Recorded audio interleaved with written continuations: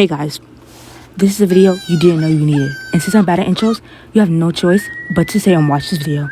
And without further ado, let's get into this video. While I was getting caught up with this new anime that just came out called Go For It Nakamura, I realized that this boy kind of acts yandere if you really think about it.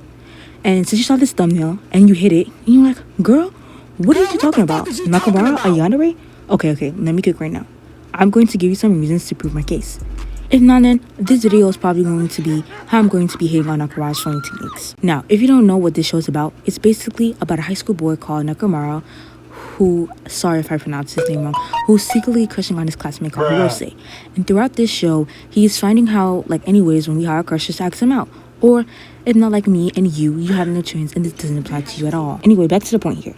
Reason 1. Now, if you're not familiar with the yandere, which you should be since you clicked on this thumbnail, the Google definition is a popular Japanese character archetype, typically found in anime, manga, who start as a deeply loving and affectionate, but becomes dangerously obsessive and possessive or violent. Now, again, I can hear you guys moaning and groaning through the screen. How can he act like a yandere if he's not crazy and obsessive and isn't killing people the first thing in the episode? But, dumbass, if you really use your brain, there are different types of yanderes that are here. And I think what Nakamura is he is a, show on the screen, completely devoted, but their love obsession remains non-violent. Express their intense love through acts of service, hyperfixation, or over-the-counter pampering rather than harming anyone. You see how I'm clicking here right now? Now, let's get into the point.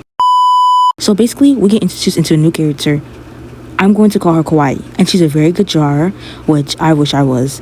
A normal girl at best with friends unlike some people. So, let's cut to the chase here.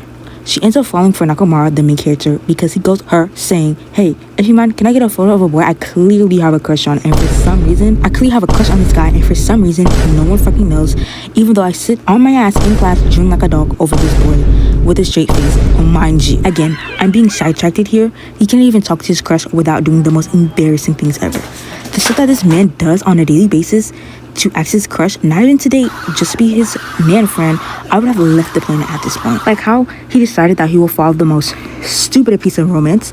Sometimes I think it's a joke towards BL, and each time he fumbled, and let's cut to the chase here. He fumbled so bad that everyone in the mama was like, whose book is this? And that somehow, by the grace of heavens, didn't get caught. And so yes, went to go buy another copy of the book without learning his lesson. And yes, his crush was there, and it was like, I won't judge you based off what you read. And no, I'm not hitting on him just because his parents didn't find his book and beat his ass. And I don't know. And yes, I go to a homophobic private school. Anyways, so sorry for the trauma though. But his blind ass fumbled so bad that when he asked what he was looking for, he put out a book, if you know, you know. And this man walked away so quickly without trying to say anything so mean is what got me. That for me would have been the final straw for me to go missing at this point. And no one, please don't fire me. But now, skip forward when they're in gym class. This man is getting bodied at volleyball, and this girl thought he was athletic, by the way. I was laughing my ass off. I can play football, comment period for your girl. When he sees the girls from the last time looking at something, which are baby license, anyone from 2026, his Hirose joins, of course, he's going feral. And for that they end up getting locked out and being stuck with each other. Now, you're finally... But no, it was the most boring and awkward shit I've ever saw. Like, Hirose X, y'all got bitches? And they were like crackheads you see on the streets. No. But anyway, child, so they fell asleep. Him being the only one awake, obviously, while Hirose and the girl are asleep. And the girl sleeps on his shoulder, by the way. And he was like, to sniff him, and takes a good whiff. Not a small sniff, a good whiff. Mind you, Hirose must have smoked musty in that unventilated gym closet. First of all, he gets caught 4K, camera pixels sniffing him. Like, I can kind of understand trying to kiss him, but sniffing is diabolical at this point. And the fact is, let's just admire my man who found him, the homework teacher himself, and I ship him with the other guy. That's just me. And yeah, I forgot to introduce a substitute gym teacher. My bad. And the fact is, he didn't think that people call him, and he was trying to deny himself. Tell me if that's not yandere behavior. End of reason 1. Point 2. Now, guys, these two parts are together since they're in the same episode, which is episode 8. Now, this is a big time jump, but bear with me. Again, we start with Nakamura drooling over this man, and no one's passing a fly about it. I'm telling you, a bivilist. I can't even say it. I can't even say I quit. Even Hirose himself. That's just me. But anyway, child, Hirose gets approached by this person about when to buy his gym clothes, which are all for me. I don't know if this is like a normal thing in Japan, but borrowing someone's clothes to use and put their sweat on it is kind of weird to me, but it is what it is. On that topic, Hirose gives it to him, and of course, like the yandere he is, he's just and talks about, oh, Hirose stick would never smell like that. It would smell so much better. Boy, it's sweat. Like, what I had to take a breather when I watched this.